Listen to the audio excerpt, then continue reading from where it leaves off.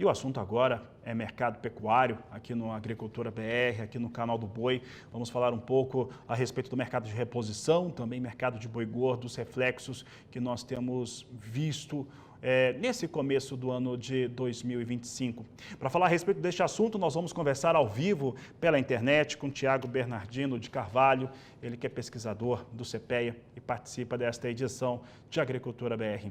Tiago, obrigado pela sua participação, um prazer em voltar a falar contigo. E mercado de reposição, vou começar com esse assunto. Ele tinha, já desde o ano de 2024, uma expectativa muito forte para 2025, para 2026, principalmente. E o ano de 2025, ele começou, de certo modo, mais aquecido para gado magro. Como é que você avalia este momento do mercado em relação à oferta, precificação e o poder de compra do boi gordo frente a esse gado magro? Boa tarde, seja bem-vindo. Boa tarde, boa tarde. Eu que agradeço novamente o convite. É sempre muito bom, uma satisfação estar junto aqui com vocês, canal do Boi, Cultura BR, trazendo informação sobre o mercado pecuário, que, como você bem disse, começa 2025 de certa maneira aquecido, né? Há uma busca, como você bem mencionou, por uma reposição pelo gado magro.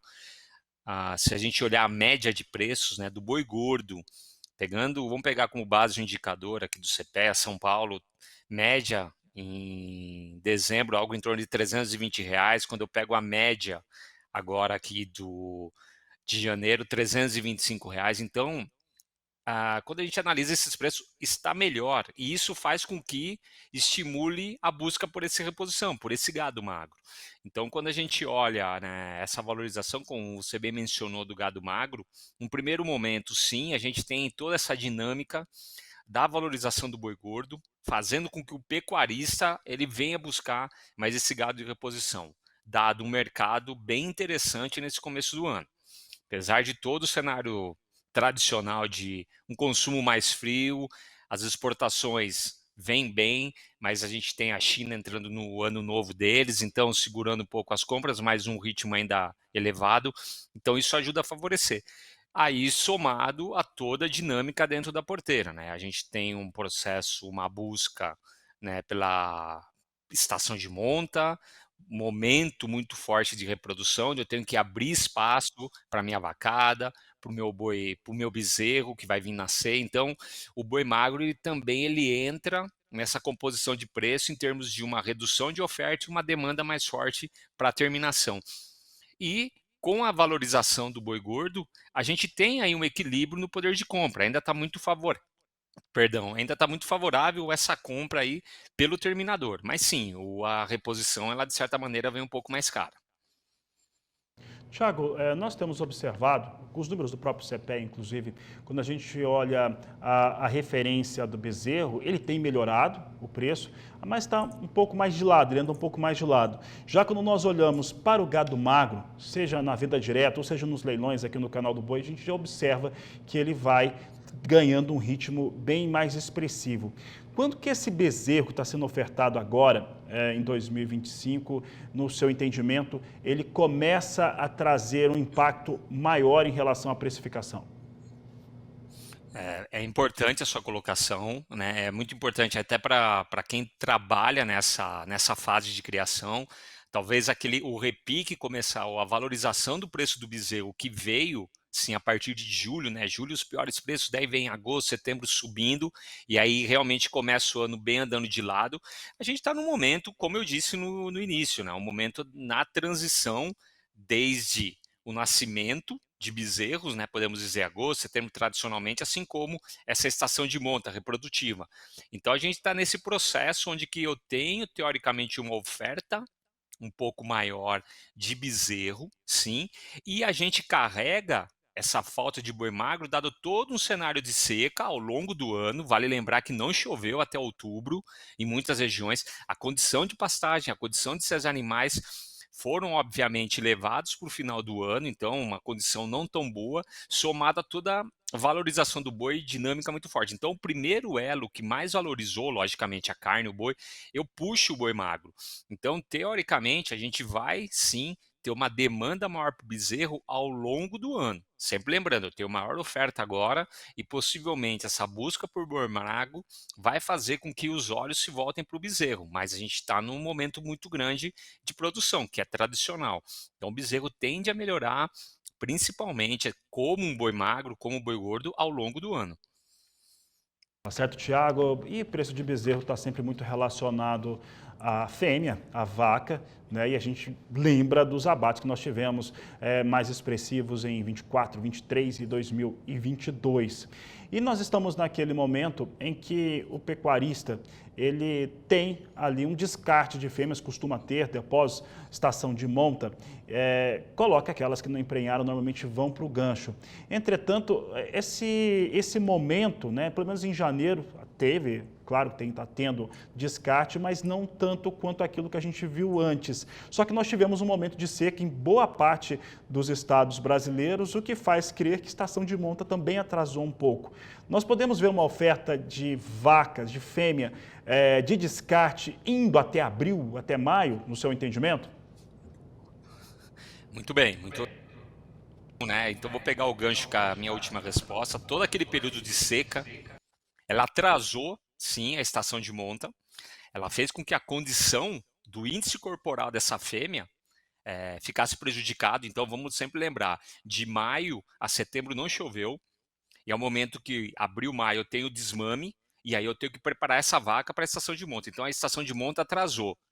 Eu acredito sim que a gente vai ter um descarte de fêmea aí entre fevereiro e abril mais intenso. Oh, puxa vida, Thiago, como foi 2023, como foi 2024? Não, com certeza vai ser menor. O ciclo reverteu, o ciclo está mais curto, mas sim, a gente tem ainda o cenário de 2025 de mais oferta de fêmea, principalmente dado todo esse cenário de seca, atraso na estação de monta e, consequentemente, a gente não vai ter um índice de prenhez em algumas regiões tão efetivo como a gente observou nos últimos anos. Então, a probabilidade de eu ter esse descarte de fêmea entre fevereiro, março, abril é bem plausível que ocorra, num ritmo mais acelerado.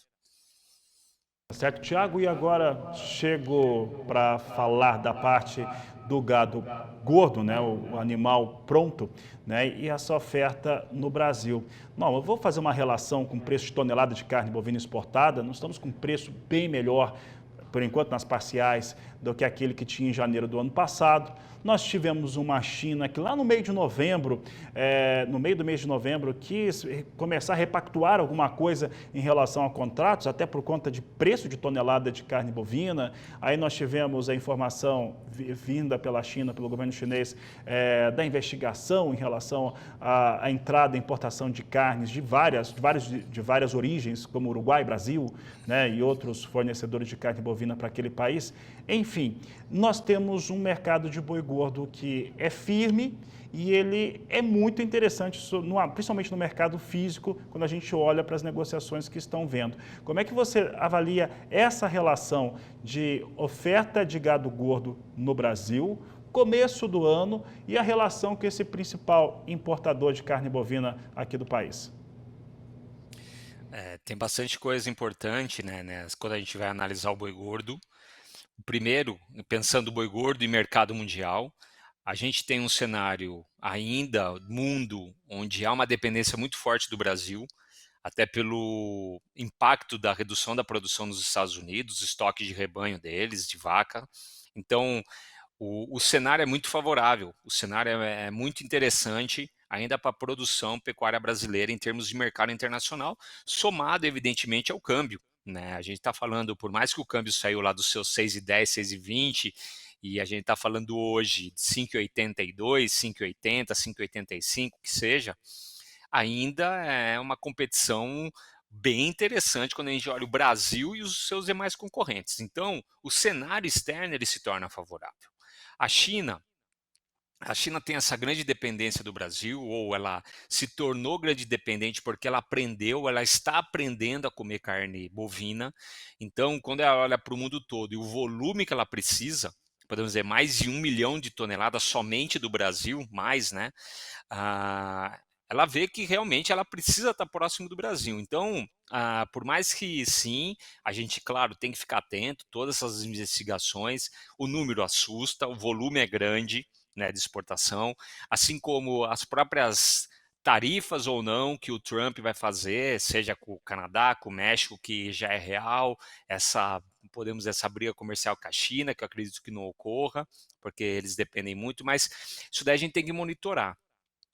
Isso traz impacto para a gente, tanto positivo como negativamente, dependendo da toada do circo que foi feito ou será feito vindo de uma decisão muito forte. Agora, como eu disse, depende-se muito do nosso mercado. Esse é o ponto importante. Então, o mercado tem, pensando no cenário externo, um ponto muito favorável: câmbio e dependência brasileira. Agora, quando a gente olha para o nosso mercado interno em termos de oferta, se a gente analisar gado que foi para o coxo, né, por confinamento, o volume de animais confinados no começo desse ano é menor do que o ano passado, que tinha uma outra realidade. Então, opa, isso é bom, isso vai fazer com que o preço suba. Sim, pelo lado de preço, pelo lado de oferta, sim. Agora, eu tenho outro lado, como a gente já mencionou aqui, uma maior oferta de vaca, e a gente tradicionalmente tem fevereiro, março, um consumo interno mais frio. O desemprego reduzindo, renda real, de certa maneira, positiva, apesar do índice, né, de dívida do brasileiro ser uma das mais altas, mas o cenário também do consumo interno é favorável. Mas a gente tem um período entre fevereiro, março, abril, que a gente não tem um consumo muito firme, muito forte de carne bovina, somado a uma oferta maior de vaca. Então, a gente tem todos esses cenários para fazer com que o mercado se equilibre.